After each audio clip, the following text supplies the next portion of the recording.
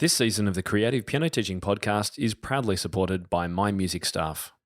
So I think the most important thing is to really just, try to really nail down who you're going to be and how you want to be perceived and who your customers that you really want to help. We can't be everything to everybody.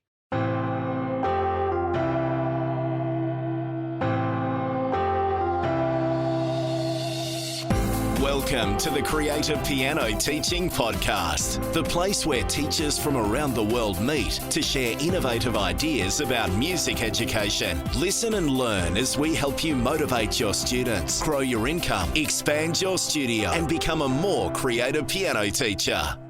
G'day everyone, welcome back to Season 2 of the Creative Piano Teaching Podcast for 2018. Very excited to have you here, and you're listening to episode number 128. A very special welcome to my Inner Circle community members as well. My name is Tim Topham, your host for the show, and whether you've been joining us for a long time or this is your first time, thank you very much for choosing to spend time with me. The Creative Piano Teaching Podcast is your place for inspiration, ideas, business, and teaching strategies to help support your teaching and grow your studio. Today's show notes and a full transcript are now available at timtopham.com/episode 128. I first found out about my guest today from listening to his podcast. There aren't that many other music education podcasts that I choose to listen to, but his podcast really got me hooked with discussions I just wasn't hearing anywhere else and some controversial headlines like how making assumptions in your business is costing you money and why your website message probably stinks, and even should you be in the music lesson business? It certainly made me tune in, and I'm very excited to welcome him to the show in just a moment. He talks about clarifying your message, search engine optimization, Facebook branding, hiring and firing employees, and everything to do with running a successful music business, small or large. Today's focus is actually on branding, and it's a topic that is often ignored by piano studio owners, but has a massive impact on every aspect of your business. We share a dead easy two-step process for thinking about your brand, and we talk about how logos and even websites should probably come secondary to planning out your brand. My guest today is the co-owner of the Music Factory School of Music in California. Along with Music Factory, he's also the drummer for the iconic 90s punk band Face to Face. In 2017, he put his business side into full swing and started the Music Lesson Business Academy podcast. That's the one I was talking about just before. He also drinks Coke with his wine, but not at the same time. I should actually write lyrics, shouldn't I? Welcome to the show, Danny Thompson. Thanks, Tim. Good to see you, man. So this is the first in our three-part marketing/business series. Just before we get into today's topic, how did you become interested in the business side of running a studio and helping other teachers with that? Yeah, Dave, it's funny you ask that. I've been asked this a lot recently, and I kind of came to it from a different perspective because I really came into the studio business from other businesses. So I worked for the chain, Guitar Center chain of music stores for 18 years. So I hired and fired and trained and did lots of sales training. And, so I had a deep business background, and I fell in love with the science of retail. And so even then I was kind of a business geek. I had been a musician prior to that. And then I started kind of having this, after 18 years of working retail, I knew I wanted to do something else. And that also kind of went hand in hand with me having a desire to play music again. And so I was working full time at Guitar Center, and I was starting to play drums in local bands again. And I just kind of kept making my way from one band to the next and kind of moving up the ranks. And I started to get offers from touring bands. And I was always like, well, I can't do it. There's no way you're going to pay me. I was used to corporate money, sick leave, all that kind of stuff. Yeah.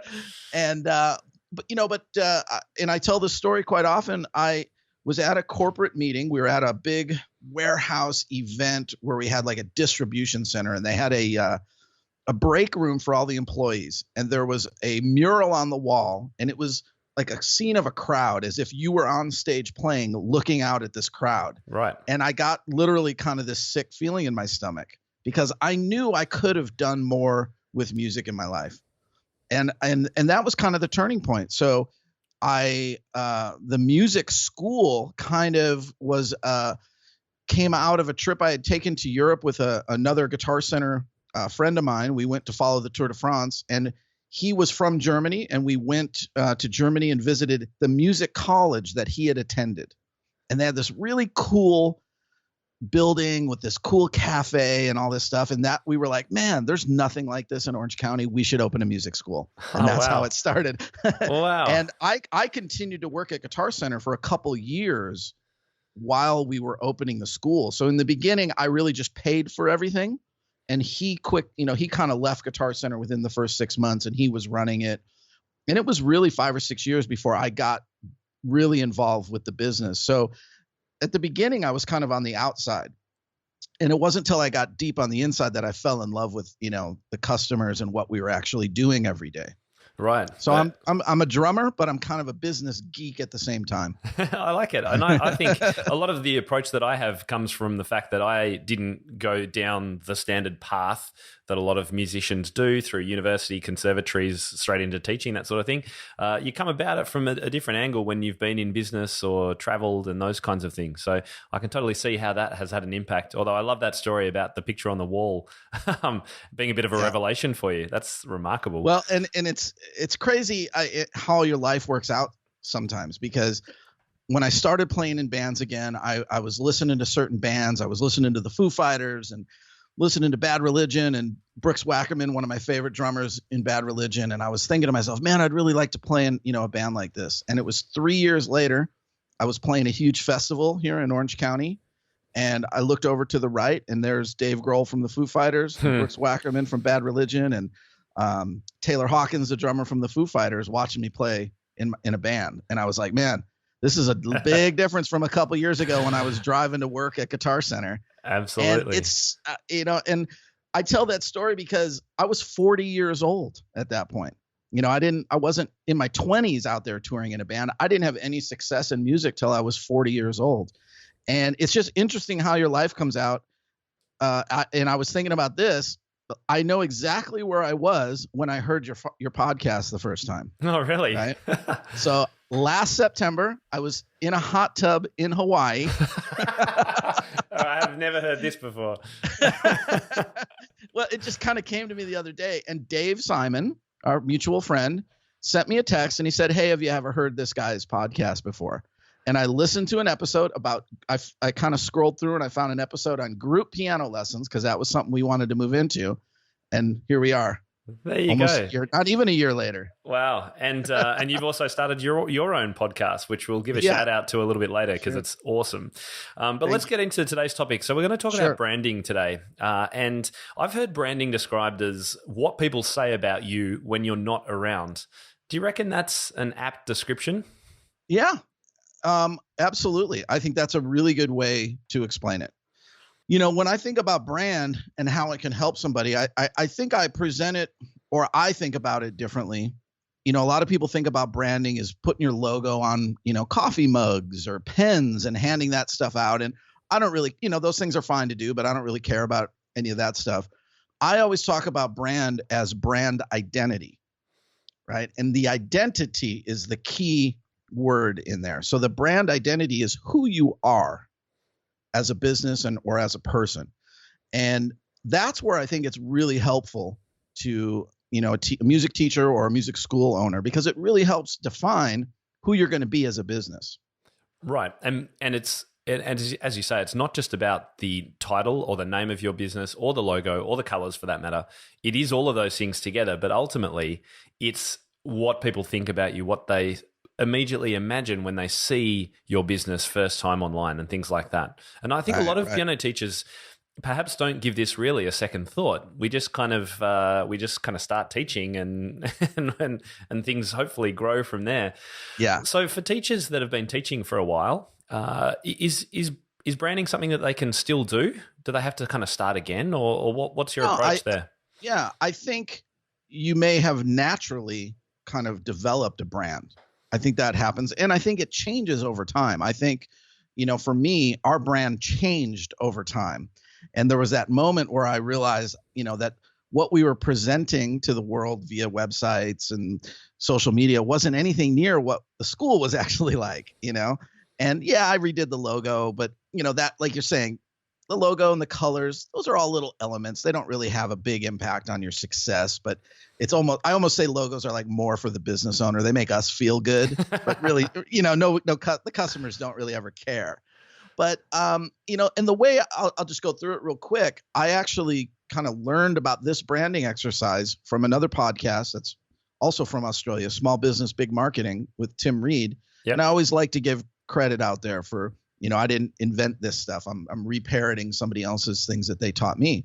But he always said, if you went to a party and you were talking to a stranger and you told them all about your piano teaching business or your music school, and then later that night when that person was driving home and they turned to their significant other, they might say, man, Tim's piano teaching business really sounds, and then they would explain it in these words. They might say, Tim's piano business really sounds exciting and fun and educational or cutting edge or whatever, however you've described it.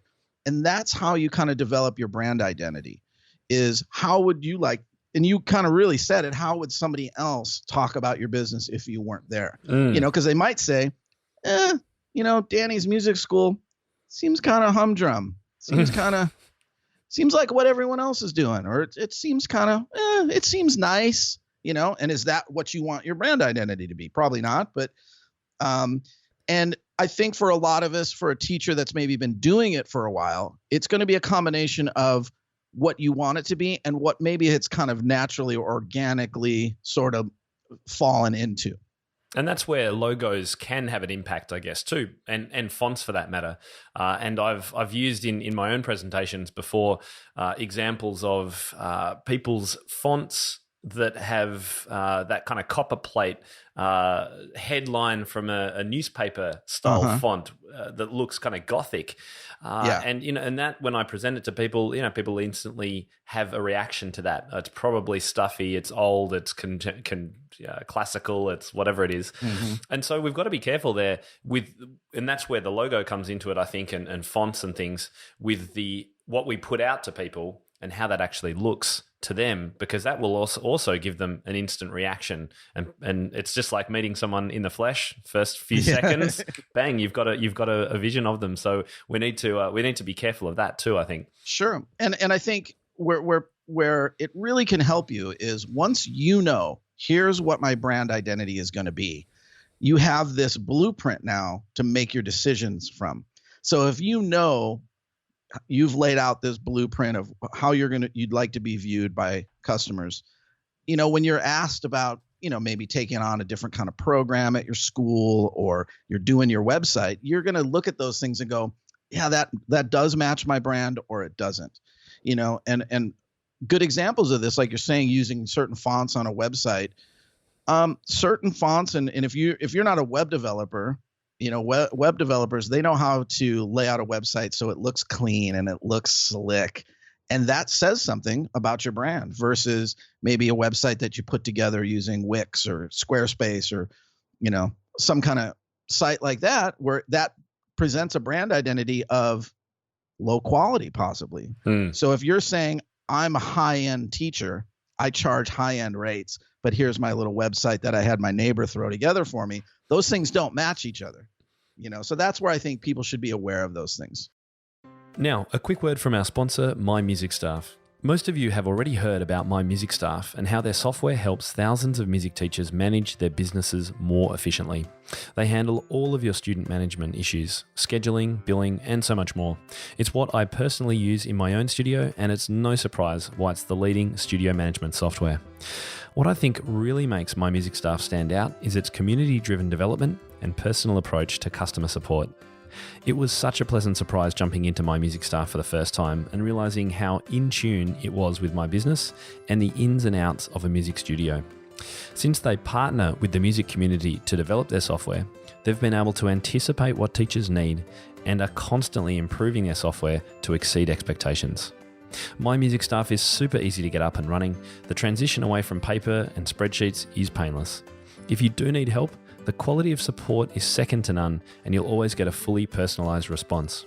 I have yet to see the level of attention and care I receive from my music staff provided by any other software platforms I use, and I use a lot of software in my business.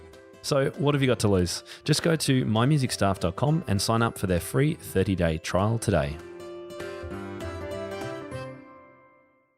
So you've mentioned the idea of a blueprint. Where would you suggest we start? Have you got a little bit of a step-by-step process or questions that teachers should ask themselves and literally perhaps write down in order to start getting their brand clear? I think, I just go through, and if I'm talking to somebody that I'm trying to help out, I just take them through that process that we just talked about. Imagine being at that party, you're explaining your business. How is somebody going to relate it when they tell somebody else about it? And just write down those 5 or 6 words or short phrases that would describe how your business is viewed. And I think if you just start with that, that leads you to then determining who your best customer is going to be, because those two things go together. Mm-hmm. And you should write those things out.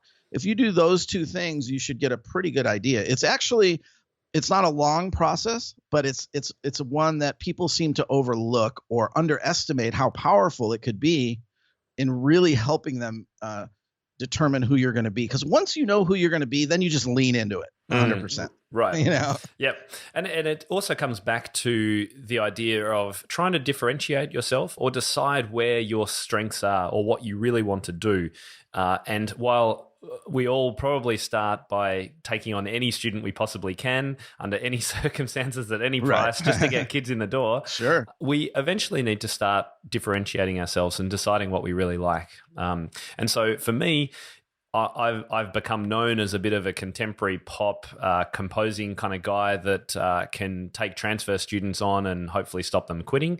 And I love that role. That's where I'm strongest. And I think for you with your music school, there's obviously a real sense of energy and contemporary bands and those kinds of things. So that's probably that next step. If we can set that from the beginning in our brand blueprint, then that's great, but it's okay to develop that over time as well.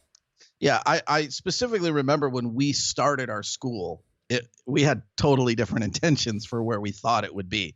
We, wanted a certain type of customer that we thought would be the right, mix for us and what we wanted to do. And over time, we had to make those adjustments based on realizing that we were picking the wrong kind of customer, and the customer we had didn't have any money to spend, or they were flaky students, and you have to make those adaptations. But I think over time you're going to, if you start with some type of vision of where would I ultimately like to be.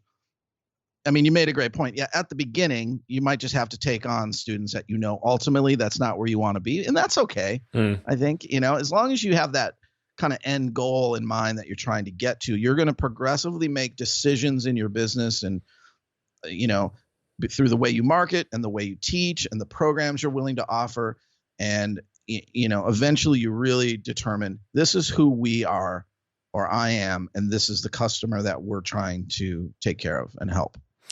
And is this the same, in your opinion, as a mission and a vision and those businessy terms?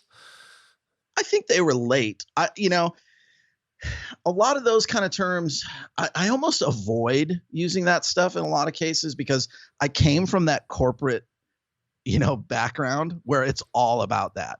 It's like, okay, we have to write a mission statement, and then we have to have a list of core values, and then we have to have a list of, I can't even remember the 5 fundamentals and the 5 this and there was lists everywhere of all these things. And, it got to be, I think I remember going to a restaurant and I saw their computer screen. They had put their mission or their 5 core principles and core values. And I was like, it's funny, those core values, they're the exact same ones we're using, at our business. And the service is terrible here at this restaurant, and like, is it real? Does it really mean anything? So I tend to not think about it in those terms as much, but I think certainly, having that vision of what you want to do and how you see it in the future and how you see it impacting people's lives and helping people, I think that's really important for sure. I've heard this called USP, unique selling proposition, I think. Is that right? Mm-hmm. Yeah. Yeah. This is the same thing as we're talking about here, isn't it? It's deciding how you will be different to other people, what's unique about you, and being able to state it clearly. Right. And that might be a little bit different than your brand identity. But I think that's, you're not going to be able to develop a unique selling proposition if you don't know who you are and what you're trying to accomplish first. True. So, when I'm coaching somebody or talking to them, I make everybody start with that brand identity thing, because I think it's that's the genesis. You got to start there and then work outward from there versus, people tend to want to jump ahead and do the website stuff. Everyone gets excited about that. And it's like, well, we need to figure out who you are first. Yes. Yep. And logos, they're the thing that everyone wants to jump to. People love logos. Yeah, that's right. I should have been a logo designer. That would be way more lucrative. And I've learned over time that I am the worst designer, and it's the thing that I should not do. So I'm not good at any of that either. And please, teachers out there, don't try and design your own logo, whatever you do, even if you are jumping to that first and it's not the right thing to do. But if you have to do a logo or update it, please don't get your nephew, niece, friend-in-law to do it. Find a designer. They're really easy to find online now on sites like Fiverr, Fiverr. I have an amazing guy, and we could put his link in the show notes. Yeah, please. And he is a professional level designer, and his rates are so affordable that everyone that I've turned on to him has come back to me and said how amazing they think he is. And it's a weird thing with new businesses, because I remember when we started our school and we were drawing out logos. It's like, what are we thinking? We're not graphic designers. Like, right. Why are we have no business trying to do that, and everybody does it. It's so funny. You're like afraid to go, well, I need to hire somebody to do this. You know, it's like you try to bootstrap everything yourself. Well, thank you very much for that link. We will definitely put it in the show notes. Yeah. And they're going to be at timtopham.com/episode 128 for those of you who are listening. Don't go to it while you're driving your car, though. I want to talk briefly about taglines as well, because this is a part of branding that people see. Nike, everyone knows, is just do it. A website, a music studio might have, building better musicians or whatever it is. Right. And our mutual friend who we mentioned before, Dave Simon, superstar, loving the stuff that he shares with people. He had a little YouTube video. It's just about 2.5 minutes or thereabouts, where he's asking and providing some tagline options to one of his students' parents for some feedback. Let's take a listen.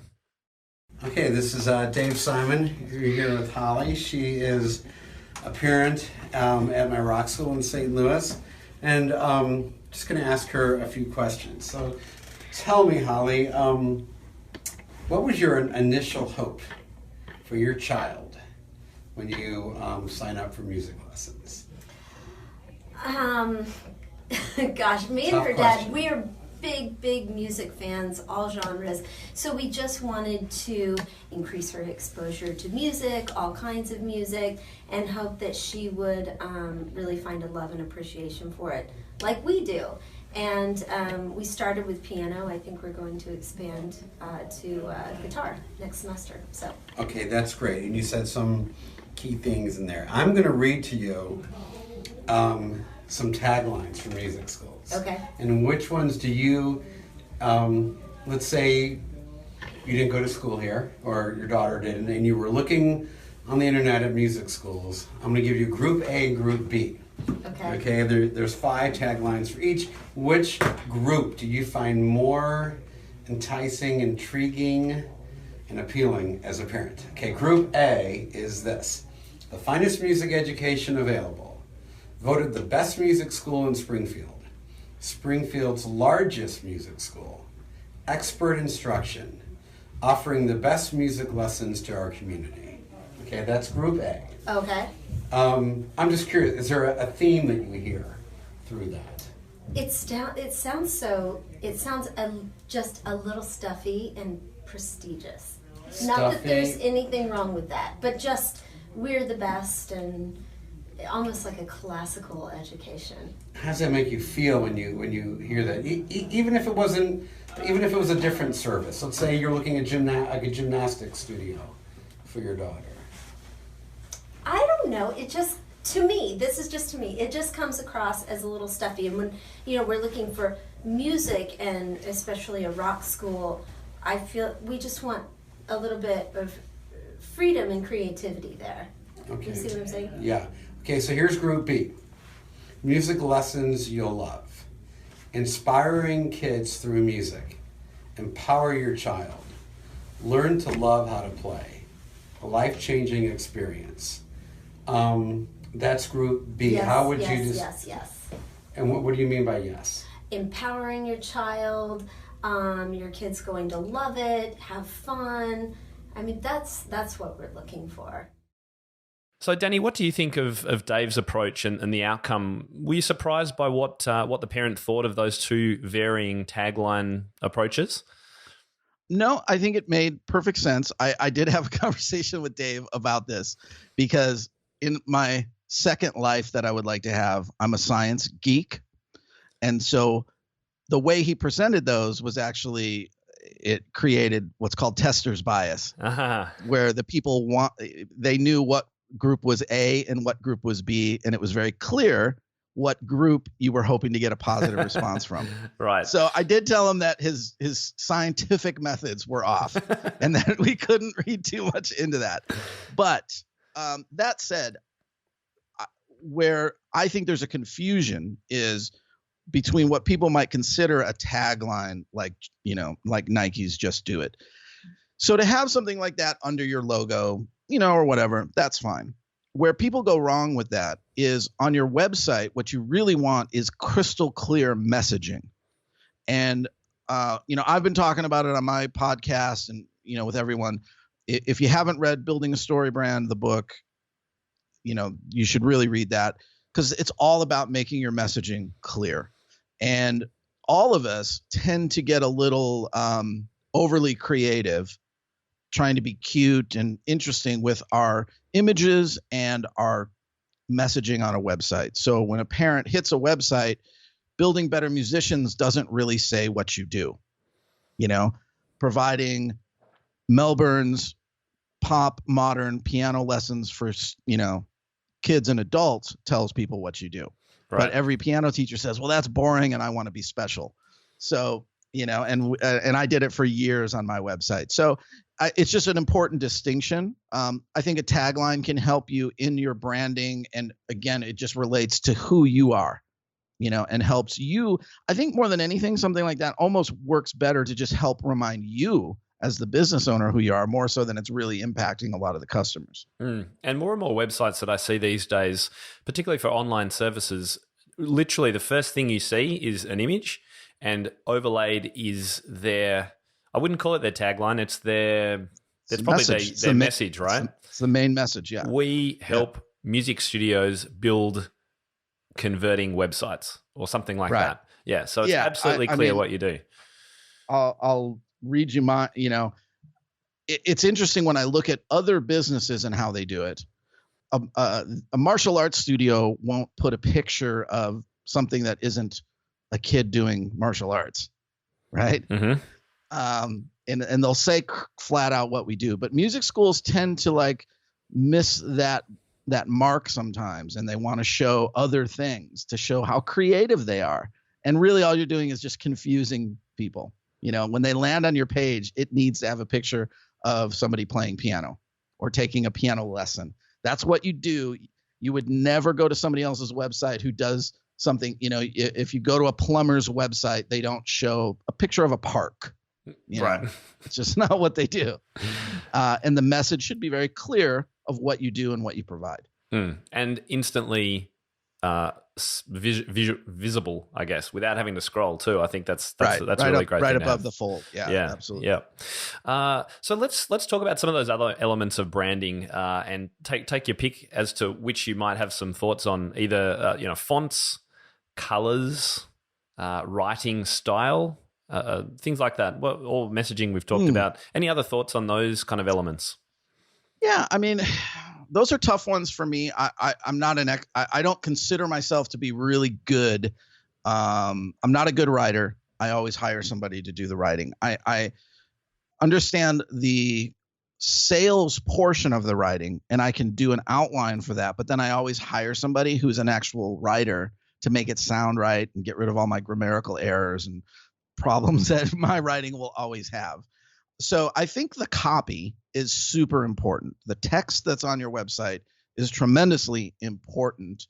And along those same lines, you have to have a plan with that, and it's kind of moving out of branding a little bit. It's more of a sales function, but the colors, the fonts isn't something that I've thought about as much, until when we were prepping to do this interview and you mentioned that, it got me thinking more about that how those kind of things can impact that overall feeling that somebody has when they land on your website.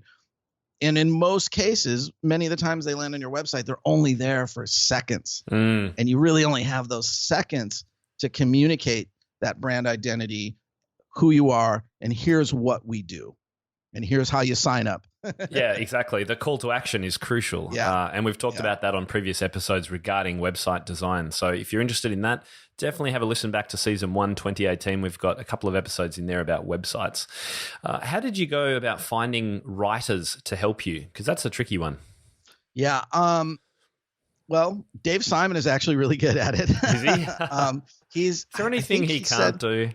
Well, I think he was an English major.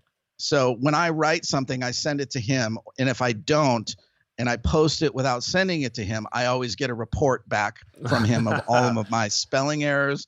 And I do spell check. So it's usually a grammatical error, and it'll give me this big rundown of like, this is a run-on sentence and this is that, So, but I find people on Upwork, which is a freelancer's website. And I've had really good luck on there with writers, and they're really affordable. And, they'll always provide you with a sample. And I've used Upwork for a lot of different things for, prior to working with the Christina, who I use for website stuff now. Prior to that, I found a designer on Upwork that I worked with for years who was excellent, really affordable, and got the work done very, very well. It's a little bit of a process to use those sites. You kind of have to go through a process of finding a person, and they'll probably do a terrible job and you got to get rid of them. But you go through a few people, you'll find somebody good. So I think that's a good starting point for it. I use Upwork for most of my team, and I agree. Oh, okay. I think it's fantastic. And I actually have in our Inner Circle membership area a video to save you making those mistakes.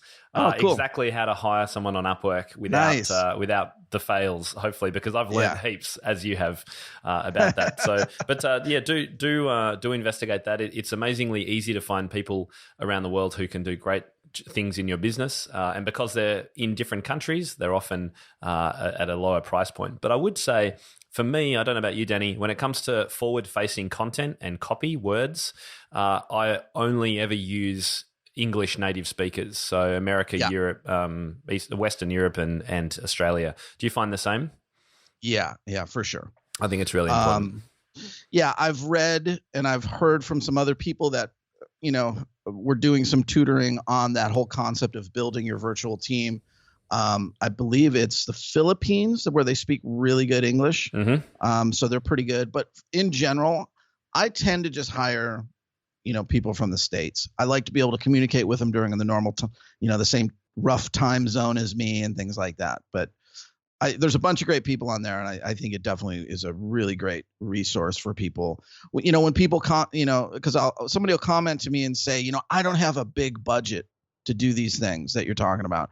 And you know what? I don't either. No. I really don't, and I think they just don't understand how in today's age, how to get those things done. So I think that's great that you have that resource in there for people. And my designer, who is based in Spain, she, I think she's about $30 an hour, and she helped me with I did a rebrand of colors and fonts, I don't know, a year and a half, 2 years ago, probably 2 years ago now. And she just set up lots of templates for me in Canva, in Google Docs, and all this kind of thing. So everything looks the same. And I think that would be what I say about colors and fonts. Don't use too many because that's the biggest mistake.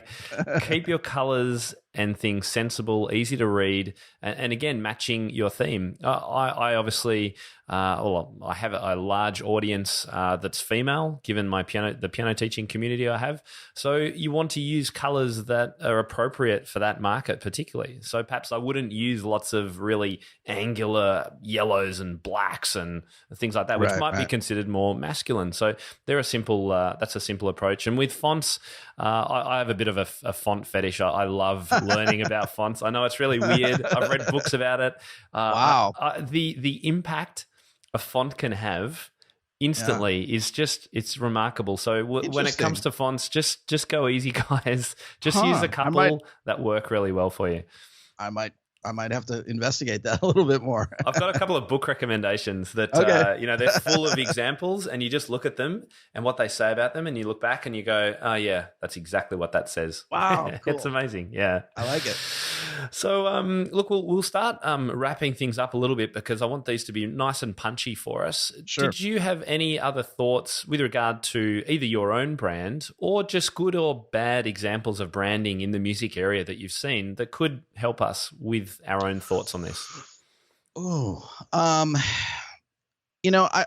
can't say that I have specific examples of bad branding. I think what I see the most is that it just looks like there was no thought really put into it first. It's like we said, it started with the logo and then it kind of branched out from there based around and I did all the same, I made all these mistakes. I just came at it from the wrong perspective. I wasn't looking at it from the customer perspective. I did it based on what I thought was cool, what I liked, how I wanted my thing to be, versus, presenting something that really was true to what we were going to do. So I think the most important thing is to really just try to really nail down who you're going to be and how you want to be perceived and who your customers that you really want to help. We can't be everything to everybody, and that's the worst mistake you can make, is to try to be everything to everybody. Figure out who you're going to be, and then you go deep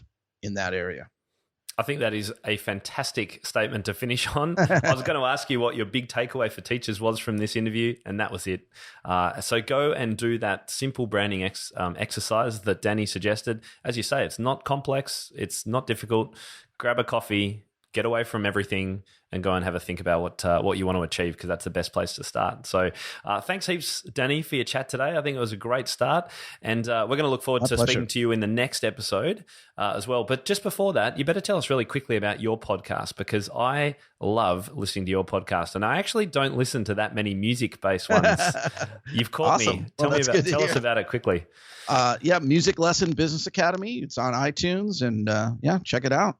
All about the business side of running your studio. It's really, really good. Highly recommend it. And I've learned a lot. So thanks heaps, Danny. Awesome. We'll see you in the next episode. Thank you. Well, I really hope you enjoyed that discussion with Danny Thompson, all about brand. And hopefully it's got you thinking.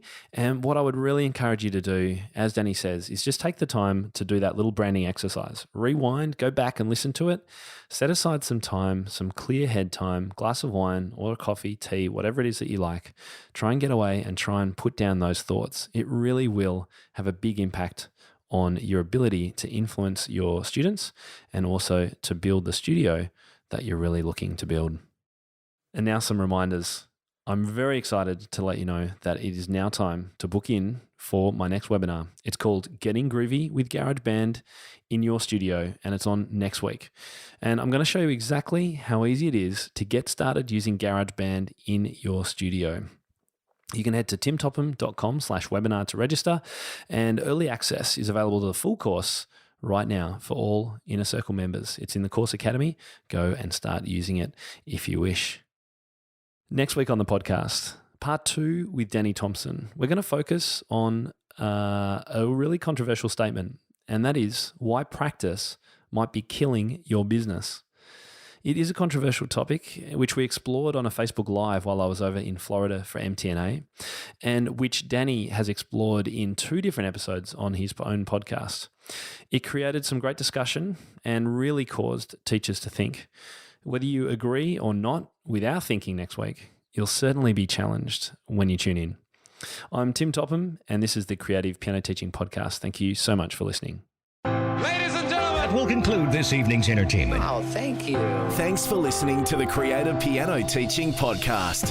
We'd love to help take your teaching to the next level as a member of our supportive community.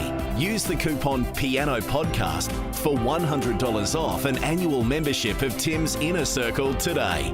To find out more, head to timtopham.com/community.